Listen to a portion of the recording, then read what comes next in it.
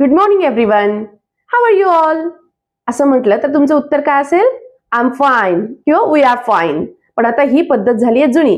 तुम्हाला जर English stylish बोलायचं असेल, ऍडव्हान्स बोलायचं असेल, तर मी आज तुम्हाला सांगणार आहे हाऊ आर यू ला कशा पद्धतीने तुम्ही रिप्लाय देऊ शकता.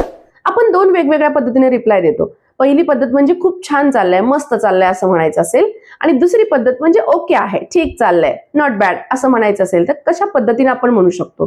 कोणकोणत्या ऍडव्हान्स पद्धती आहेत. सो तुम्हाला जर कोणी विचारलं हाऊ आर यू, तर तुम्ही नक्कीच या पद्धतीने उत्तर द्या. या चॅनलला नवीन असाल तर सबस्क्राईब करा आणि शेअर करा.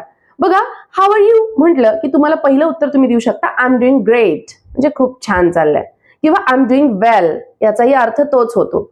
कधी कधी अगदी शॉर्ट मध्ये तुम्हाला सांगायचं असेल तर प्रिटी गुड, म्हणजे मस्त चाललंय, किंवा all good.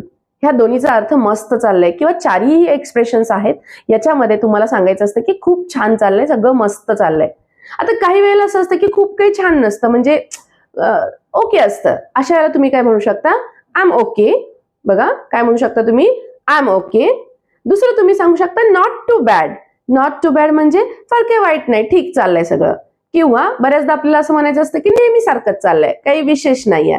So same old असं तुम्ही सांगू शकता. सेम ओल्ड म्हणजे पहिल्यासारखंच, जुनं, जसं चाललंय नेहमी तसंच चाललेलं आहे. सो या पद्धतीनं तुम्ही हाऊ आर यू ला रिप्लाय देऊ शकता. यानंतर मात्र नक्की कुणी आय एम फाईन म्हणू नका. या वेगवेगळ्या पद्धतीनं दररोज वेगवेगळ्या पद्धतीने तुम्ही रिप्लाय द्या आणि तुमचं इंग्लिश जे आहे ते स्टायलिश, फ्लुएंट किंवा ऍडव्हान्स बनवा.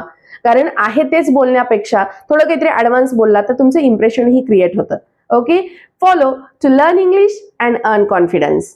थँक्यू.